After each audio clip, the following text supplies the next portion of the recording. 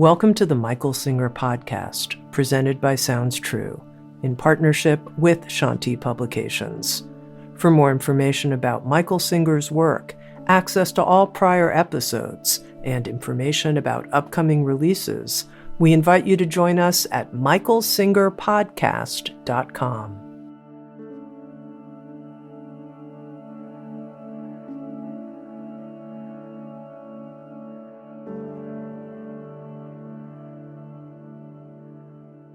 Jagged, Jam Masters. If you send your child to Disney World and they don't have a good time, they get depressed, they get upset, they come back neurotic. That's what psychiatrists are for, psychologists, therapists. That's not what's supposed to happen at Disney World. It's a very fun place. And if the child goes there and all they do when they come back is complain about the lines, complain about the food, complain about the temperature, who rode with them in the ride, and noise and this and that, well, there's something drastically wrong, okay? The analogy between that and you being sent down to Earth is way closer than you want to think. So if you come down to the planet Earth and you're having trouble, you're not having a good time, I'm telling you, it's the same as sending your kid to Disney World and have them come back depressed. Why would the child do such a thing? What's wrong?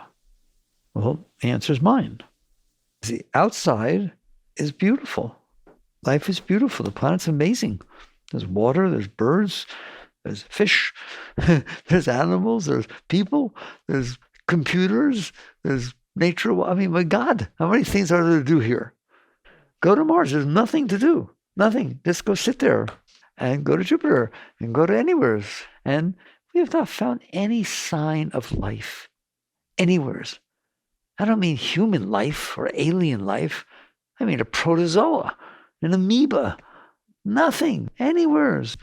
And we've got the Hubble out there. We've got the James Webb. And they see really far. And our scientists analyze things. And they drop robots to go probe. And holy mackerel. And can you say that any one of them hold a candle to Earth? It's hilarious to even think about. This is a happening place. You won the lottery. It's way beyond the lottery. How can you even measure it? So why are you not having a good time? What do I mean by a good time? I told you what I mean by a good time. Your mind will sit there and say, how can I have a good time? My husband left. How can I have a good time? There's wars. How can I have a good time? Look what they're doing in the environment. How can I have a good time? Look what the elections do. Look what everybody's doing. Oh, good. That's like going to Disney World. This person rode with me on the ride, and I didn't want to be with them. I didn't even know them. Look what they've served for food. Is it Italian food or Vietnamese food? I just wanted American food.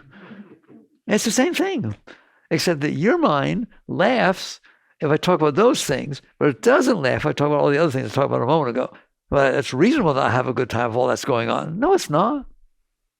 Doesn't mean you can't work to make the painting more beautiful. You're here to raise the plane. You're here to do work and contribute to what? To make it beautiful, okay? But you're not here to complain. You're not here to complain and find every single thing wrong that you possibly can. You can go to Disney World and do that, can't you? You can complain about the heat, you can complain about the lines, you can complain about this, complain about that. You can do whatever you want. But why would you want to do such a thing? So why would you want to come down to the most amazing planet that I can't even talk about? How can you talk about it? Every inch of the planet is fascinating. And so basically you start questioning, why am I having trouble here? And your mind will tell you so fast. We'll make a list that doesn't stop of why you're having trouble here.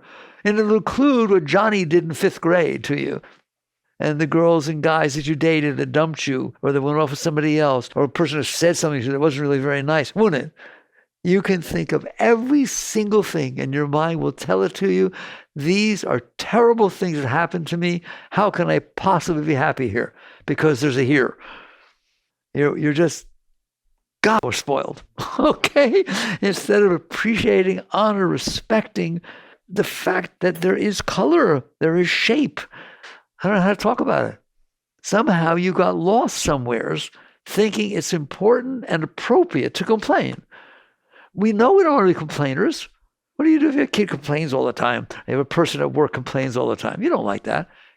You check out what you do. You check it out. And you're going to find out that's all you do. All you do is complain about how it is. The trouble is you think it's justified. Why should I not complain? Now, not complaining, it doesn't mean you don't work with it, okay? If you're learning to play tennis or learning to play an instrument, you're going to make mistakes. That's how you learn. That's what you do. You make it better. There's nothing wrong with that.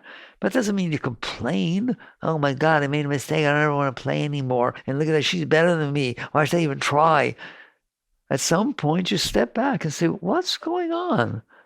Why am I having such a trouble here? I've talked to you about this planet. You just won't listen to me. Some of you do. They write me. I get very proud of them. They say, I was having a terrible time in my life until I started listening. All right? This planet is so meaningless and so tiny. I told you, 1.3 million Earths fit inside the sun. And the sun is one of 300 billion stars in one galaxy. And there's 2 trillion galaxies. If the Earth exploded and blew up into total smithereen pieces, a couple of planets would change orbit. And nothing else in the whole universe would have any idea that you even existed. That's the whole Earth, not you. Because let me tell you something, you're coming and going. The Earth doesn't have to explode for you to go away. You're going away. So you have this limited time on the most beautiful planet that's ever existed. How can you think it's justifiable to complain? What a silly thing to do with your time. If you have a limited time at Disney World, I'll drop you off for a few hours. Don't do that with it. And if you do that with it, there's something wrong with your mind. Because your mind did that, didn't it? Who's complaining? Your mind. Now we talk about it all the time. Why is it complaining? Because it's not getting what it wants.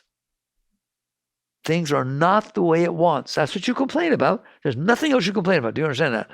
You complain because things are not the way you want. They may be the way somebody else wants. There are people who love war. They sign back up. Okay? And there are people that play chess and sit there for hours and hours making a move. You couldn't be so bored. Oh my God. Well, who cares? You know what I mean? We're just all different. We're different. The problem is if it's not the way you want, you complain. Well, guess what? You're going to complain a lot because it's not going to be the way you want. I've tried to get through to you over and over and over again.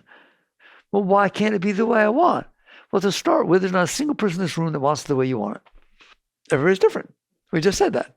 So if you get the way you want, we're all in big trouble.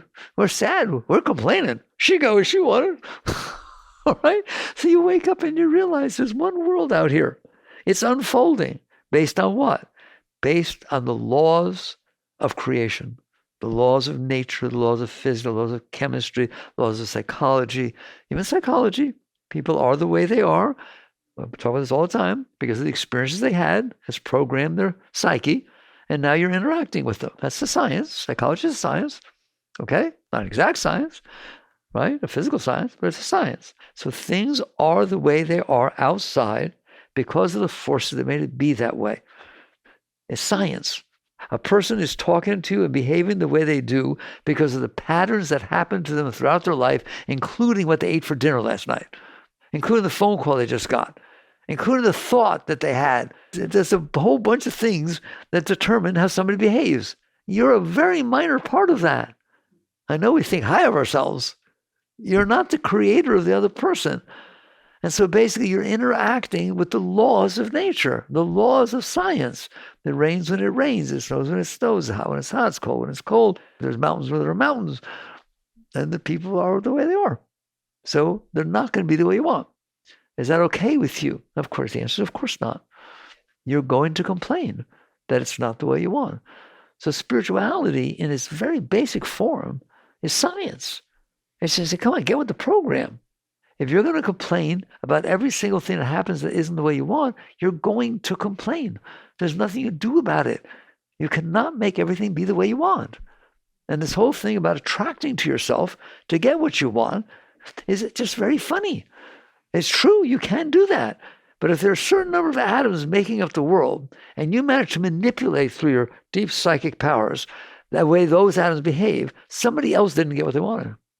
A wise person catches on and says, it is not about getting what I want.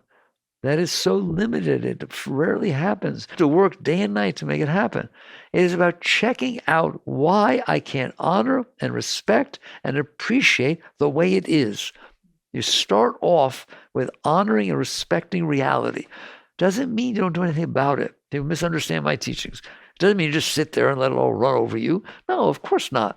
That's not what's being taught. What's being taught, you start by accepting. Why? Because it's reality. If you want to fly airplanes, right, brothers? If things want to learn how to fly, they better understand gravity. You cannot ignore gravity and fly. You have to understand the forces that are keeping it from happening. Then you have every right in the world to come down and interact with it and try to create something that flies. There's nothing wrong with that. But you better start with acceptance. Your ground starting point is understanding the laws of creation, the laws of nature, including the laws of psychology. I've been over this, I'm going to do it again tonight. I do it all the time. Psychology says that you, man and women, are the sum of the learned experiences. You're programmed by what's happened to you. That's just a truth. That doesn't mean you're that. You're the consciousness. But your psyche, the way you think, the way you feel, is programmed based on the experiences that you had. Everybody's had different experiences. Therefore, everybody's different. So for you to expect that people are going to be the way you want them to be, that's a joke. There's not a chance in the world that people are going to be the way you want them to be, because they didn't have the same experience as you. Therefore, what's going on inside of them is different. And there's nothing wrong with that, and it's going to be that way. Now, higher beings transcended their ego. They transcended the psyche. They have one, but they don't have to listen to it. They're able to let go of it. If it sits there and says, I don't like this, it just lets it go. Okay? If somebody says something that irritates them, they let it go. Who cares? Of course we don't match. Okay? So it's fine, no big deal. Now that person you can trust. That person will interact from a deeper place than the sum of their learned experiences. But it's not that they don't have a sum of their learned experiences. That's natural. You've had experiences. They program you differently. The question is, are you addicted to them? Are you listening to them? Do they run your life, your past experiences? And that's what everybody does, isn't it? Everybody, all over the world, everybody, except for very high beings, very evolved. So it means to be evolved. You evolve beyond the sum of your learned experiences. Sometimes people ask me, Darwin talked about evolution. That's physical evolution. That's evolution of the body. Okay? What about the evolution of the thing inside there? How you doing in there? That evolves also. How? By being able to transcend the sum of your learned experiences. You have them, you see them, they talk to you, you feel them, but you are the consciousness that's experiencing them. The more you are able to let go, step back, and be who you are, the center of awareness that is aware that this down there is a sum of learned experiences. And you know better than letting it run your life. Why? You've seen one, seen them all. Just big deal. That which bothers you don't bother me. What bothers me bothers you a lot. Wake up. How can it be otherwise? If the psyche is the sum of your learned experiences and everybody's had different experiences, how can it not be like that? You're not going to make it not be like that. So if we're going to be with John Lennon and imagine all the people living life in peace, it's only because they transcended the part of them that is the sum of the learned experiences. What does that mean, to transcend the part of you that's some of your learned experiences? Well, every single one of you, no way you would have made it into this room if you did not transcend your animal nature. Do you have one? Yes, you do. Yes, you do. You got all kinds of drives. You got all kinds of things, just like the animals do. This thing's an animal, okay? But you have risen above it. You have the ability to work with it and not let it go out and claw people to death, hopefully, and do all kinds of things, right? And so some of us are that way more evolved than others, and different, survival or procreation drives, sex drives, and so on. Some can handle things better, but they're there. And society has had to learn to handle those things in order to be a society. Otherwise, you're kind of on your own. So you in there have evolved past being attached completely to your body. You have one, you have to deal with it. You deal with it in a balanced way. What does that mean? That's your business. It's not my business to tell you what to do, but it's your business to understand that if you get down there to caveman level, you're not going to fit in society too well. But if you sit there and play straight, stuck in the mud kind of thing and suppress all of your natural drives and functions and all this kind of stuff, you'll be a mess inside. So you have to learn a balance, okay? That's Freud's id. the balance between id, ego, and superego. He's a pretty smart guy, Freud. Okay? The problem is, Freud talked about suppression, he talked about control. He don't talk about who's doing it. You can't sit there and say the ego's doing it. Something built the ego. You held the ego together. The consciousness is what is running everything in there, but it gets lost in the psyche. So evolution inside means the ability to transcend, just like the evolution outside was the ability to transcend the lower drives, the lower aspects of animal nature. Fine. Now inside, can you transcend the fact that your psyche is the sum of your learned experiences? Now, I've always used that example. Your psyche is the sum of your learned experiences. I want to know, do you understand that? Do you accept that? Do you honor that? Every single thing you like, that you dislike, what you complain about is because of past experience you had. You hang out with people that are a certain way, that's an experience you're having, I guarantee you. Master says, lay down with dogs, get up for fleas. You're influenced by the impressions that are made on you, which are made naturally. You don't have to study them. They come in all day, and they're having an impression on you. I gave examples to you 1,000 times. You're very happy with somebody. You love them. You just met them. Okay? That's an experience. They told you that they lived near where you used to live. Oh, that's a good thing. That means they're really nice, all right? And so just little connections take place that tie in to your past experiences. You follow me? So it causes you to be open, doesn't it? They look a little bit like your sister, and you loved your sister. You haven't seen her for a long time. That person's got you just because they look like your sister. They're not your sister. So eventually you go there and you feel things. The sum of your learned experiences cause you to be attracted to this person, repulsed by the person, et cetera, et cetera, et cetera. That's what's going to happen. Okay? Then all of a sudden somebody comes up to you and tells you something about them that doesn't fit what you thought was going on. 20 seconds, they talk to you. I guarantee you next time you see your little friend, you do not feel the same as you did before they said those words to you. Now, your mind says, well, of course not. That's the sum of your learned experiences. You're so lost in it, you don't understand what it's telling you. Is it not true that your feelings would change and your thoughts would change? Is that not the sum of your learned experiences? You had one more experience, and it went in there and changed the sum of your learned experiences. And then the person came up to you and said, oh, I was just kidding. And it's April 1st. Come on, it's an April Fool joke. All of a sudden, now you're open again.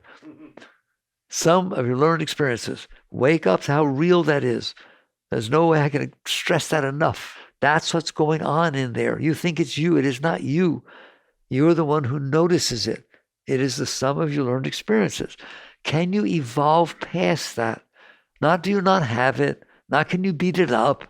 Not can you suppress it and make the mind not talk and be totally silent by fighting and disciplining. No. You can do that. It's wonderful. No, seriously. You can do all kinds of things. Don't listen to me, right? Just learn, but don't listen at that level. I'm not telling you how to live your life, ever. But I would like to help you learn what's really going on. So if you sit there and say the whole purpose of this is to stop my mind from talking, that's not true. The purpose of this is to evolve beyond the fact that your mind is talking. And when you evolve beyond it will stop talking. That's a natural state. When you no longer are having problems with the world, it will stop complaining about the world. As long as you're having problems with the world, it will complain about it and then try to figure out what to do about it and then try to figure out how to get it done. And you'll be very busy with mind. So it's not about destroying mind or suppressing mind or stopping mind. It's about understanding why it is so noisy, why it complains so much.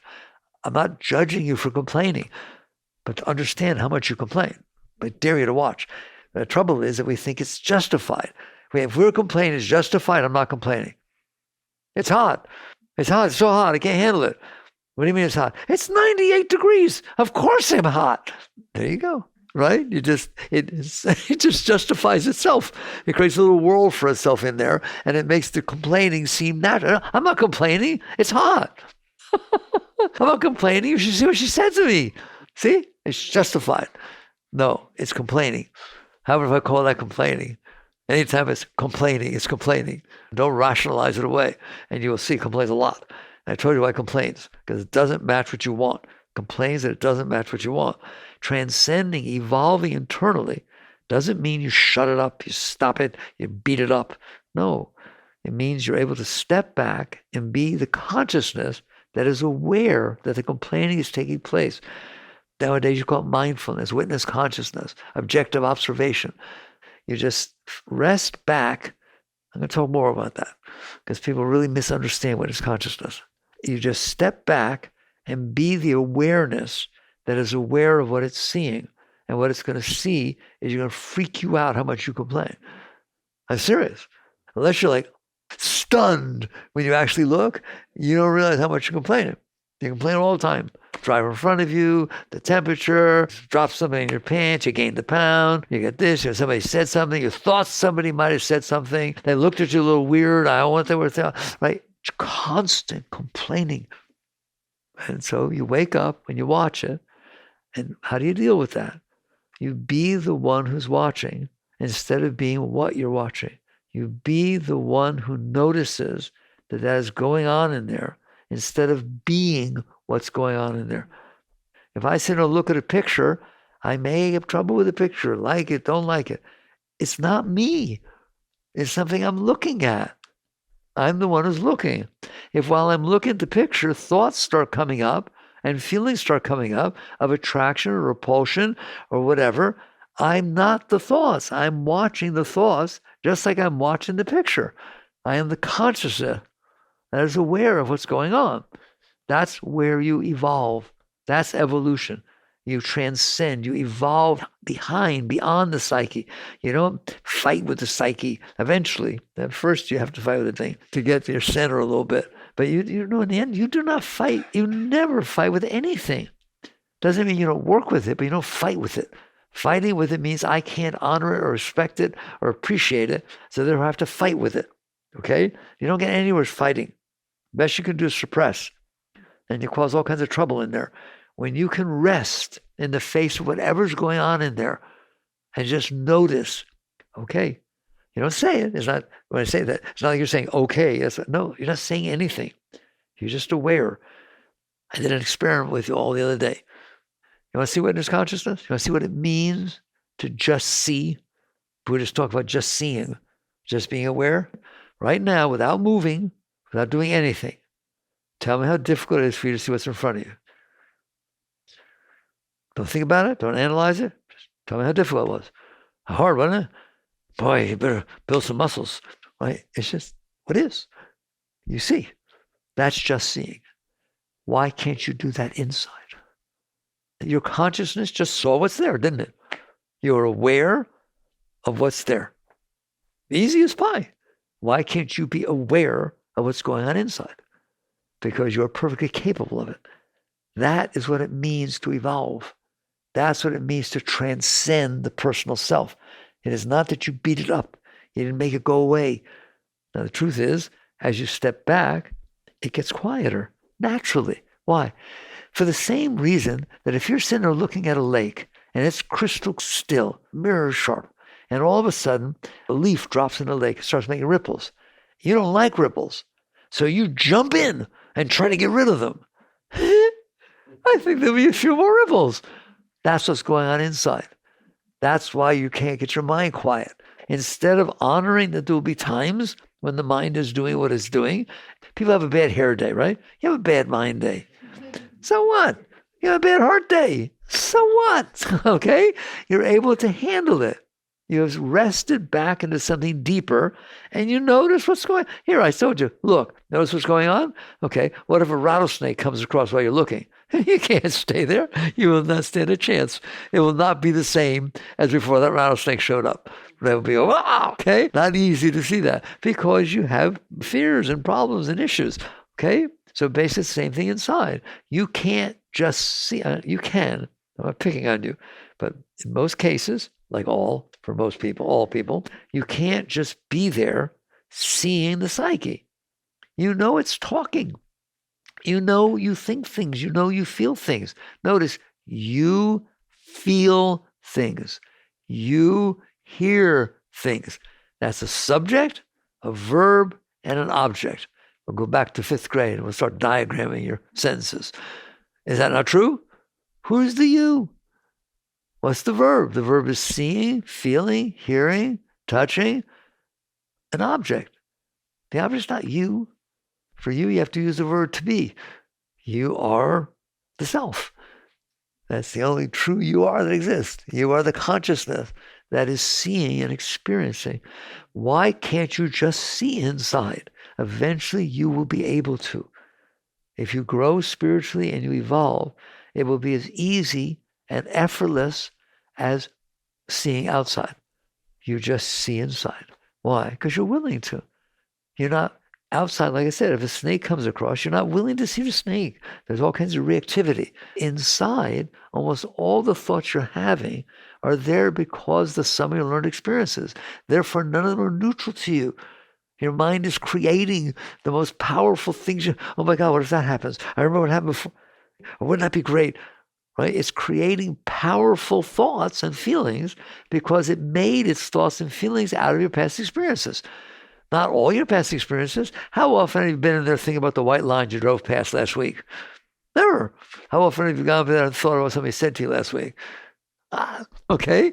So you stored this stuff, and that's what's coming back up.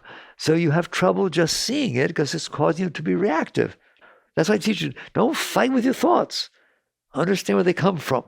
Buddhists say work at the root. But you can't work at the root if you can't handle the surface. If you're going to react immediately to the surface, you'll never see the root. That's what makes a great spiritual person, master, yogi, whatever, be what they are. They're able to see inside. How? Did they read about it? No, it has nothing to do with knowledge or wisdom or any of that kind of stuff. It has to do with just not reacting. If you react, like jump in the lake, it's just going to be more mess. And we do react to everything our mind and emotions do. You can't handle what somebody said. You're close with them. At breakfast, you had a nice, you felt love. Then they came home for lunch or dinner, and they weren't in the same space. It wasn't the same mood, and it hurt you. And you can't handle that. All right? It lasted inside of you. There's a different feeling. You reacted to the fact that it wasn't what you wanted. As long as you're doing that, you will not be able to sit in the seat of consciousness. Why? Because you're being pulled down into your reaction. So it's not about fighting with your mind. It's not about stopping your mind. It's not about learning to have your heart never get problems and keeping everybody the way you want, having really, really nice relationships. It's not about that. It is in the beginning because you can't handle anything else. All right? Fine. By all means, go for it. Okay? But at some point, you will find yourself, because you got clear enough and strong enough and centered enough to where things can go on in there and they don't pull you into them. They don't not go on. They just don't pull you into them. So let's say there's a thought. I wonder what she meant by that. That's the end of that thought. Why would I explore that? I couldn't care less. You don't have to say I couldn't care less. You couldn't care less. You're a mature being. You understand that people have moods. You understand that people say things. You understand that you misinterpret things. Have you ever misinterpreted what somebody meant? Have you ever misinterpreted what somebody meant? You don't know what? You have no idea what the answer to that is because you didn't ask them. You assumed you were right. Wait till you find out how wrong you are. You can't possibly understand another person. You only see your reaction to them. And your reaction is based on the sum of your learned experiences. Their behavior is based on some of their learned experiences. I've literally people tell me, different times when you're growing up, I know what you meant by that. I grew up with a mother that was like you. No, first I'm a male. And second of all, I don't know your mother. And you have no idea what I meant. But it hit your mother in there. The way your mother meant when she looked like that, or she talked like that, or she smirked a little bit, or she turned sideways, or they held their arms over the third chakra because they're not open. Body language, right? Give me a break. First, your body language is programmed just like anything else. Your father sat a certain way, your mother sat a certain way. Somebody in school yelled at you for sitting that way. Okay? It's not that everybody has the same thing. And second of all, I don't care about what the body language is. I care about why are you trying to read it? What do you care about their body language? Because you're sensitive. Because you want to make sure you don't get hurt. You want to make sure you get this information. And why else would you sit there and stare at somebody and see how they're sitting or whether they're smiling or anybody? I'm not dissing it. I'm just explaining to you. I want you to go deeper. Go deeper. So evolving inside means the ability to stay clear and centered and non-reactive by what you see in there. And what you see in there is going to be affected by what's going on out here until you're very clear. Then it won't. Then things will just come in and pass through, and there won't be all that reactivity going on inside. So the key to spiritual growth, deep spiritual growth, And we talk about the ability to understand that you have come down into a beautiful place for a few years and you are supposed to be having a good time. And a good time doesn't mean partying. A good time means you are in a state of ecstasy inside yourself at all times, because there's this beautiful energy way beyond your thoughts of what is high and beautiful. So what's going on inside of you is way higher than anything that can ever go on outside of you, from outside of you. I'm talking even the most intimate moment you ever had is way higher than that, going on all the time. Now, if you want to have trouble, go ahead. Instead of that, that happens to be your natural state. You're a very high being. But the problem is, I told you last time, the only time you feel high is when you're getting what you want. And so now you're out there reacting, and it's so complicated, it's so ridiculous. So I just taught you something. People write me sometimes, what does it mean to evolve spiritually? I thought God was perfect already. Why does he need to evolve? Because you, the one ray of consciousness, fell from the garden. And that's exactly what it means. How'd you fall from the garden? You got attached to staring at your thoughts. Instead of just seeing them, you're addicted to them. You're attached to them. You identify with them. You got attached to your emotions. Is there anything wrong with emotions? Of course not. There's nothing wrong with emotions. There's nothing wrong with white lines. There's nothing wrong with men, women, clouds, rain. There's all kinds of things, including emotions. The world is so interesting. So net result is consciousness is independent of what it's watching. When you look at something, it's not you. It's what you're looking at. Yes, fine, you have a car.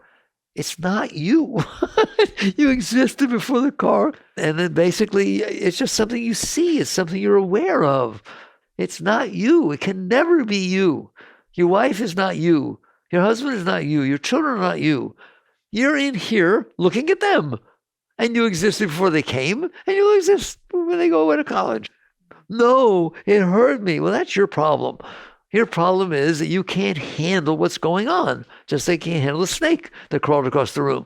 So you're so reactive to what goes on in your emotions and in your thoughts that you get pulled down into them, distracted by them so much that you identify with them.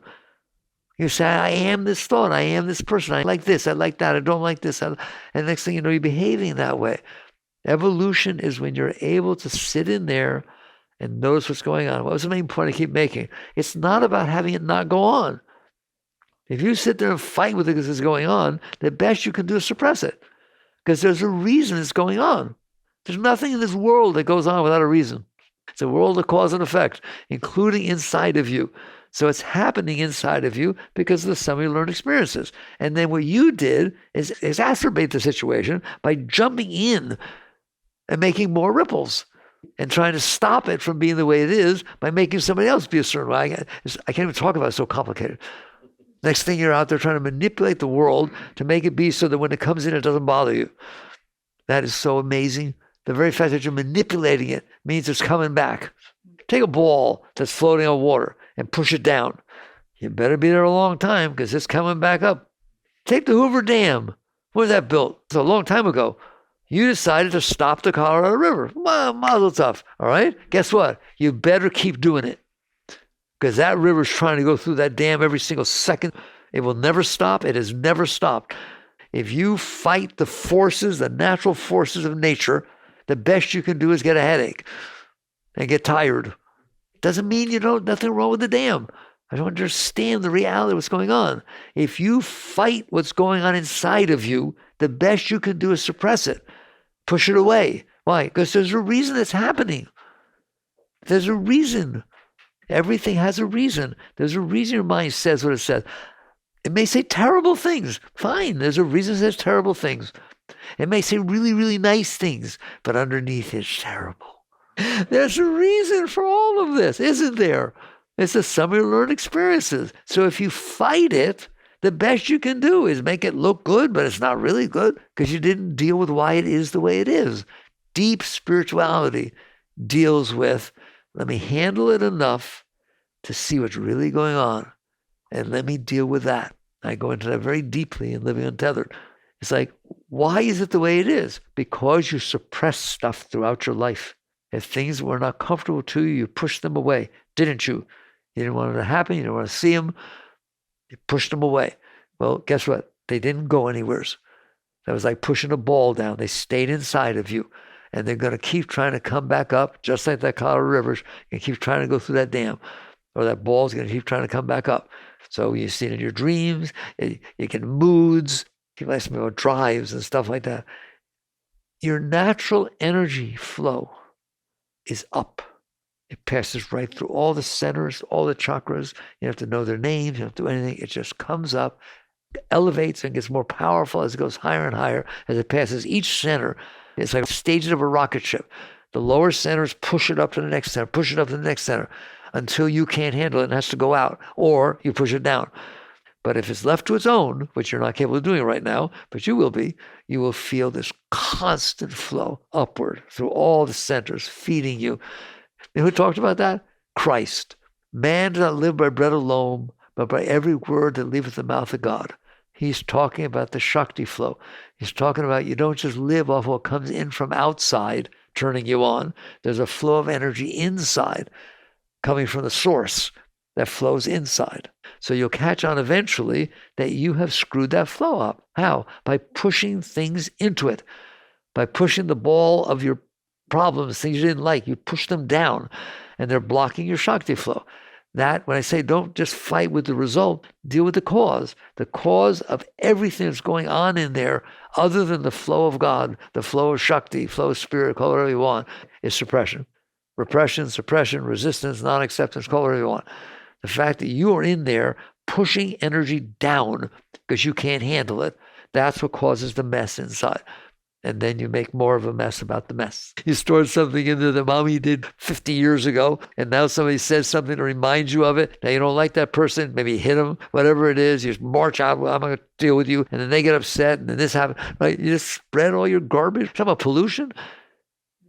There's pollution other than environmental pollution. And we all pollute the world with our stuff by yelling at people, shoving it into people, complaining, everything, which create total negativity. Why? Because we store negativity. I've asked you 1,000 times, if you store every single thing that ever bothered you inside of you, what's it going to be like in there? Bothered. And then you got to go work on making it not be bothered. No. Stop storing that stuff in there. That's the core, the essence. So he talked about what is evolution. Evolution is the ability, internal evolution, spiritual evolution, the ability to stay seated in consciousness. So when you look at what your mind and heart are doing, it's just as easy as looking at what the outside world is doing. Not a problematic outside world, just a neutral outside world. It's just here. The mind's saying this, mind's saying that. Mind says something X-rated. Fine. So what? The mind said something, I told you once, back in the 60s when I was meditating a lot and doing all that kind of stuff. And Yogananda was my guru. He taught devotion. I didn't know anything about devotion. I didn't know anything about God. But I tried to be a good disciple and do my thing. So I'll always remember the moment. I was up meditating, and I got up from a meditation, and I didn't have a very deep meditation. And I remember standing. I can just see it be there right now in the loft, standing at that exact place. And my mind said, but I don't even believe in God. Oh, what are you going to do about that? Right? And something inside of me just said, here, God, here's the part of me that doesn't believe in you. That was it. Never, ever said it again. It never thought it again. See, you work with things, you feel guilty. I don't believe in God. I should believe in God, right? Just give it away. Here, fine. You want to not believe in God? Good. I don't care.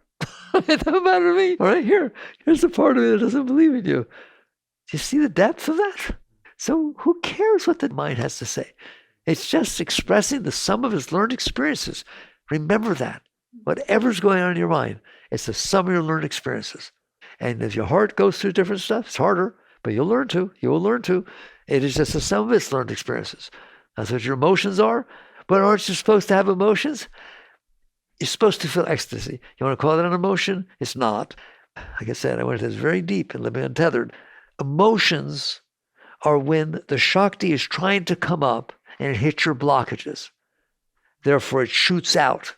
Just like if you have a rock in the flow of water, it creates eddies and rapids. That's what human emotions are. So you feel them in your heart because your blockages are stored there. It hits them, it shoots out. But people don't understand that. Even psychiatry doesn't understand that. Some of them do, right? And so they sit there and say, you should listen to your emotions. Well, they're right. You should not suppress your emotions. The essence of psychology really is they have understood that suppression does not work. And so they tell you, explore your emotions, pay attention to them. If you have needs, try to satisfy them. It's not yoga, okay? But there's nothing wrong with it, because if what you're going to do is suppress them, it's going to get worse. Do you understand that? That's what psychology is. Psychology is the level of understanding that says, don't suppress, because suppression causes big trouble. And then if you did suppress before and you're in big trouble, we'll try to find out what you suppressed and help you let it go. There's nothing wrong with that. It's very beautiful, right? Yoga is at a higher level. Yoga is sitting there saying, why is it happening? It's happening because you stored these blockages in there. And the Shakti trying to come up hits them and shoots out. Like it does, you put rocks in rapidly flowing water. Right? You're going to get eddies and sprays and stuff like that. You just give names to the, imagine standing there watching the water hit a rock. Oh, there's love, there's hate, there's jealousy, there's insecurity. And just name each of the little shootouts that take place. Everybody watching you says, yeah, you're right, I have that too. Okay, therefore it must be real. But you don't understand the root. The root is your blockages. How do the yogis know that? Because they release the blockages, not suppress them. If you can release the blockages and not put any more in, when do you find out what's going to happen? That's when you understand why the masters taught you with it. They're like benchmarks along the way. Okay, you're not there yet, but boy, you're catching on. They've been there. They've been way past where you are, right? And you're going to find out that this energy flow, if it doesn't hit the blockages, is really beautiful. It's everything Christ talked about. It's everything the great masters talked about. Yoga, they call it Shakti, the Shakti flow. It's all Shakti. Even the stuff that shoots out is Shakti. It's all water. Just because it hits the rock doesn't stop being water, does it? It's just behaving, expressing itself differently. When it is not being blocked, it's the most beautiful thing you could ever experience. And it fulfills you. It's the only thing that can fully fulfill you. You have no more fears, no more insecurities, because the ego is all built around the sum of your learned experiences. You've now transcended your sum of your learned experiences. Like I told you, it doesn't mean they're not there. Here, I looked at you, you're there. It did not affect me. It didn't cause a problem. Just because it's there, it's not a problem. Wait till you see when you're able to sit there and the inside is what it is. But I told you, it will naturally change because you're not fighting with it. There's no reason for it to be reactive. And so it won't be. It'll get quiet by itself. You have to fight with it. It's not will. In the end, there's no will. In the end, there's surrender. In the end, you just are letting the natural flow. Here, I have to use a lot of will to keep the Colorado River behind the Hoover Dam. How much will do I need to use if I start taking the dam down to have the Colorado River flow? Zero. It's its natural way of being. That's how much will, in the end, you have to use to achieve and attain your highest spiritual state. It will be natural. It will just flow up. It will just flow up by itself, and you just let go. It will pull you up. So this concept of complaining, this concept of not being comfortable and enjoying your life down here, you need to be honest with yourself and look at it. That's what I'm talking about witness consciousness. Can you sit there? I do this in Untethered Soul, and I know it's the favorite part. Why the Untethered Soul, very popular book. Right? This is hilarious, right? All over the world. It's been published in 40 languages. Oh, millions of copies of Soul. Why? I guarantee you, it's because those first chapters that talk about that voice inside your head, and about putting it on a couch next to you and seeing how you'd feel about it talking to you, all right? In other words, it has the ability to wake you up, has the ability to make you once and for all realize you're in there, and that's a freaking mess in there, isn't it? Okay? And then you start to growing with it and dealing with it, and your whole life changes. People write me all the time, my whole life changed. Okay, your life's going to change if you stop being sucked down into your stuff. And your life's definitely going to change if you stop storing the stuff in there.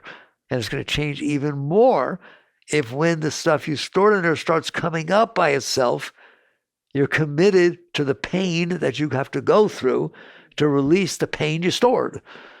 If you stored it with pain, it's coming back with pain. Somebody once asked me, well, does it have to be that way? Let's see. Yes. If it was blue when you put it down there, it's going to be blue when you come back. If it was green, it's coming back green. Red, coming back red. You stored pain, didn't you? You stored the most painful experiences because you couldn't handle them. You didn't want to experience them, so you pushed them down. When they come back up, and they will come back up, they have to come back up and pass through you to make it free, to where they're not in there. You're in the way. You're the one who pushed it away. You understand that? I'm not blaming you. You were little, this, that, past life. I don't care. Whatever it is, don't judge. Don't even look back. Just move forward. And you sit there and say, I am willing to let this go. I don't want this inside. I want pain inside of me. I don't want to carry pain inside of me and expect you to fix it because I married you. That's a joke. You don't want to put it down there. How can I get it out? Well, I thought you loved me. I do. But you're in there. You're in there. You're doing it in there. Only you can fix that. Okay? And so basically you learn that this evolution is about being able to see what's going on in there and not puke. Right? I'm serious. People they don't want to look. It's a mess in there. Get that straight. You know it is. It's insecure. It's afraid. It's self-conscious. It's embarrassed. It's needy. Yes or no? Have I got most of them? I got a few of them. All right? There are a lot of them in there, aren't there? And that's just the way it is right now. Be happy that you see it. Because unless you see it, you can't deal with it. Unless you're willing to accept and honor and respect where your starting place is, just like gravity, you're not going to be able to work with it and do what's necessary to rise above it. And you're not going to rise above it just because you see it. Let's get that straight. Oh, now I see. Good. Congratulations. Now wait till you see what it takes to let go. That stuff's rooted in you. You've held that in there for a long time. It's built roots. People ask me, but you're not teaching a spiritual path. What are your techniques? Well, if you don't understand, you don't understand. I just gave you the technique. Let that stuff go. 2 things. Here's your technique. Really. I don't have 15 steps or the 12-step program. Here's your first step. Don't put any more in there. That's your first step. Go through the day and stuff will happen that bothers you. Good. Little stuff. The rain, the person in front of you, what somebody said to you, your spouse, things are bothered, just hit your stuff. Relax. Let it go. Trying to make it through the day without suppressing what happened to you. But it didn't make me feel comfortable. Oh, poor thing. All right? It's like, look what we go through. Look at the people who do Olympics. For 4 years, they killed themselves. They just go through such amazing struggle and suffering. Look at people who go through wars. Look at people who go through so many. I just had a friend had a baby, and she didn't get to have any what's it called, the shots. And so I asked her, what was it like? I will never go through that again. I hear it's painful, okay? But they come back for seconds and thirds. Why? Because they want the end result. If you want out, if you don't want it to be like that in there, you got to be willing to go through the day without putting more stuff in there. And when you do that, that's the first thing. Don't put more in there. It's a game. Most of your things that you put in are tiny little stupid things that you just stored for the driver in front of you, then uses blinkers, or is driving below speed limit, or the light turned red when you didn't want it to. It's just like these tiny, stupid little things. You want to go camping and you see a cloud in the sky the night before. God, I hope it doesn't rain. Complain. Worry, complain, judge. Stop it. Let it go. Work on letting it go. Work on letting it go. It's not worth putting more stuff in there. So that's number 1.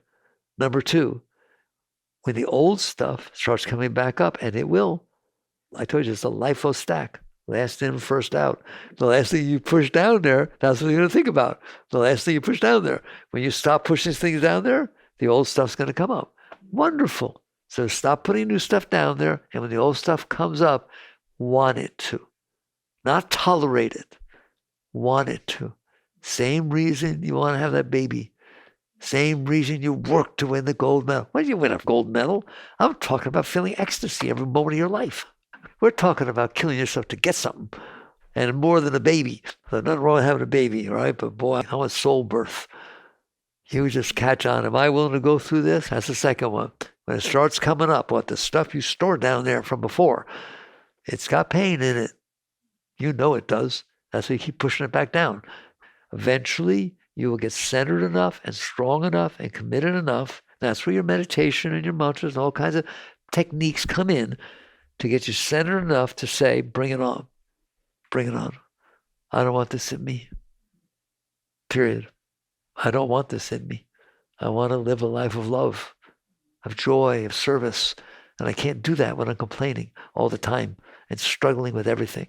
And the reason I'm complaining and struggling is that there's garbage inside. Of course, if I eat food that made me sick as a dog, I'm going to complain. If I shove all this garbage down there for my entire life and keep it down there, I am going to complain about everything because it's not the way I want. Okay?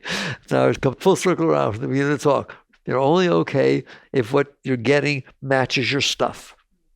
Okay? I want you to be okay all the time, under any condition, no matter what's happening. It doesn't mean that if somebody dies and you love them, that you don't feel pain. That's a beautiful pain. It's like saying, I love you. It's part of a relationship, isn't it? It's part of being connected with somebody. But you can handle it.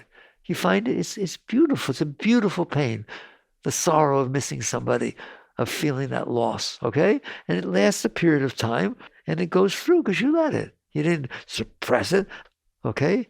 Learn to live your life, be open, let go as stuff naturally passes through. Feel what you need to feel, think what you need to think. Just don't hold on. Don't judge it. Just let it come and pass. And the stuff will start cleansing very rapidly. It's amazing when just by itself, it's just driving down the road and all of a sudden feel sad or feel something that happened 30 years ago will start coming up. Welcome it. And ultimately, that's where I've gotten to teach, right? It's not tolerate it. It's not go bear it, cope with it. No, you welcome it. Throw it a party when it's coming up. I don't want you in there. I told you last time, you'll reach a point where you apologize to it for having shoved it down there. It's not its fault. The event happened, came in, caused an emotion, and you couldn't handle it. So you shoved it down there for years and years. Well, of course it's messed up. You shove it into a closet.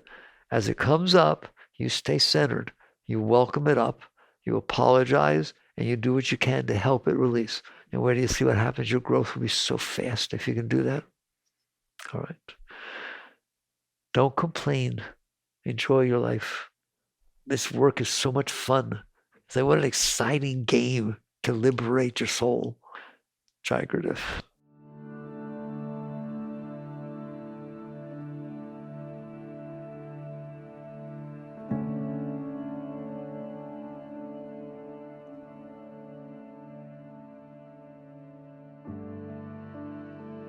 You've been listening to the Michael Singer Podcast, produced by Sounds True in partnership with Shakti Publications. For more information on Michael's body of work and all back episodes, please join us at michaelsingerpodcast.com. Thanks so much for listening. Sounds True, waking up the world.